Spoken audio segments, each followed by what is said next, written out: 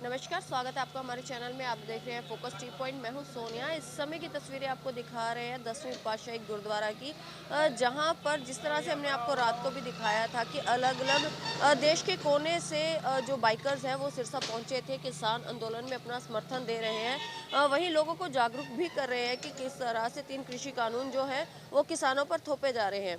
इस समय आपको बताऊं कि यहाँ से वो बाइकर्स आगे जो उनका सफ़र है उसके लिए रवाना होने वाले हैं। लोगों को जागरूक करते हुए ये गांव-गांव, शहर-शहर होते हुए जो शहीद आज़म भगत सिंह का जहां पर वो शहीद हुए थे वहां पर पहुंचेंगे और वहां से मिट्टी लेकर के दोबारा सिंगू बॉर्डर दिल्ली के लिए ये लोग रवाना होंगे। आपको इस समय की तस्वीरें दिखा रही हूँ कि सुबह का समय है, ठंड का मौसम है और यहाँ से ये लोग निकलना शुरू हो चुके हैं।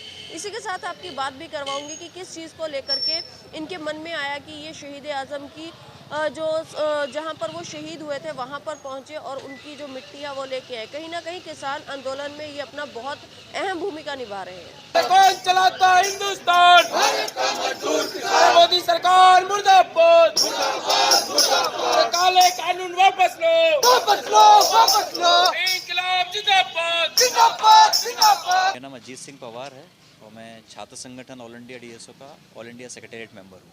हम मैक्सिमम कल ही निकले हैं सभी लोग और अलग अलग जगह से, दिल्ली से यहाँ तक कि देश के विभिन्न हिस्सों से सब लोग दिल्ली आए।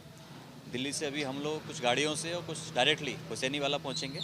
ये प्रोग्राम एक्चुअली 15 तारीख को शुरू होगा जहाँ भगत सिंह की समाधि है हुसैनी वाला वहाँ से, और 20 तारीख को दिल्ली में एंड होगा सिंगू बॉर्डर पर। हमें लगता है इस देश के शहीदों ने ये जो दिन आज हम देख रहे हैं कि कृषि कानून हो या कोई और भी गलत नीति हो सरकार की, इस दिन के लिए उन्होंने शहादत नहीं दी थी। और इसका पर्पस भी यही है कि वहाँ जाकर उनको नमन करते हुए और जो शहादत उन्हें दी है उसको याद करते हुए इस आंदोलन के साथ जोड़ा जाए और ये पैगाम लेकर जाया जाए कि जिस आज़ाद हिंदुस्तान का सपना भगत सिंह, सुखदेव, राजगुरु, नेताजी सुभाष चंद्र बोस इनने देखा था, वो ये सरकारें पूरा नहीं कर रही हैं। ये आंदोलन और ये किसान के खिलाफ जो बिल लाए गए हैं, ये उसका एक तरह से उदाहरण है कि ये आज़ाद भारत में भी जिस तरह से किसानों को और किसानी ख़त्म करने के लिए, कॉरपोरेट घरानों को खेती में पूरी खुली छूट देने के लिए, लूट करने के लिए जो बिल लाए गए हैं, ये किसी भी शहीद के सपनों का भारत नहीं है। इसलिए वहाँ से शुरू करते हुए और एक पैगाम ले जाते हुए पूरे भारत में कि देश भर के छात्र किसानों के साथ हैं, मजदूर, कर्मचारी, हर व्यक्ति जो आज उनका उगाया हुआ खाता है वो उनके साथ में है और इसका पैगाम पूरे देश में जाना चाहिए। इसलिए ये बाइक रैली हुसैनी वाला से दिल्ली में सिंगू बॉर्डर तक निकाली जा रही है। लोग तो हाथों हाथ लेते हैं क्योंकि सरकार किसी भी तरह से कहे कि किसानों के हित में है कानून, चंद सवाल करने पर भी ये बता नहीं पाएगी सरकार के किसके हित में है। साफ देखिए, कॉरपोरेट फार्मिंग दुनिया में किसी भी किसान के हित में नहीं है, वो सिर्फ कॉरपोरेट के हित में है। ये जो कॉन्ट्रैक्ट फार्मिंग दी जा रही है, तीनों नियम जो लाए जा रहे हैं, किसी भी तरह से किसान के हित में नहीं है। होते तो सब लोग स्वागत करते, सिर्फ सरकारी संगठन और सरकार इसका स्वागत कर रही है।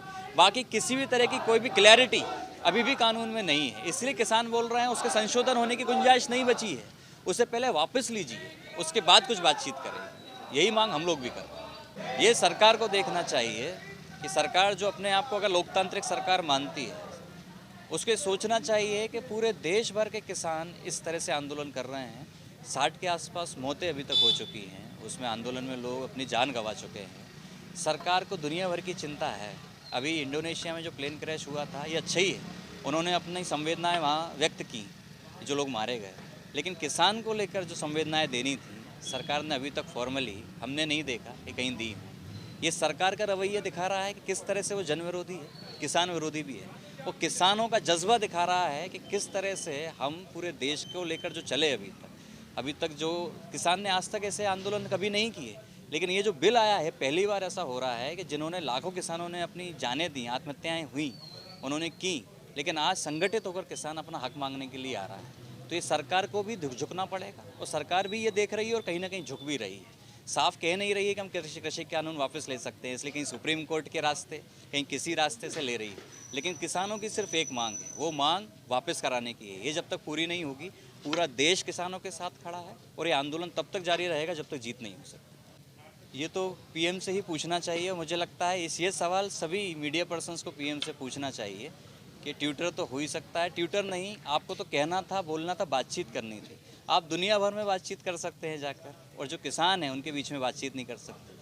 हम लोग मध्य प्रदेश से हैं।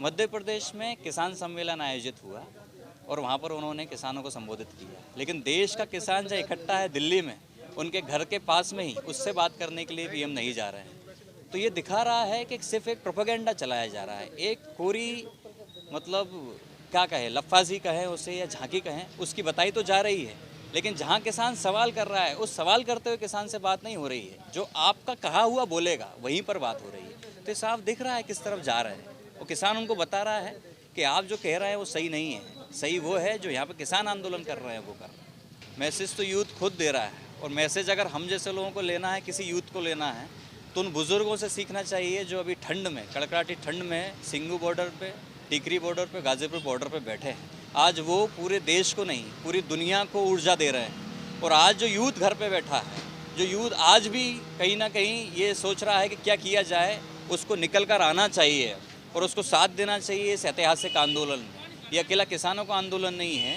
ये पूरी दुनिया के सामने मिसाल पेश कर रहा है, और देश में बहुत सारे बदलावों की शुरुआत है। कल को हम तो कहेंगे जो बेरोजगार युवा हैं उनको भी दिल्ली आना चाहिए, जो कर्मचारी निजीकरण की मार में अपनी नौकरियां ख़त्म कर रहे हैं और जिनके डिपार्टमेंट ख़त्म होते चले जा रहे हैं, उनको इस आंदोलन में शामिल होना चाहिए।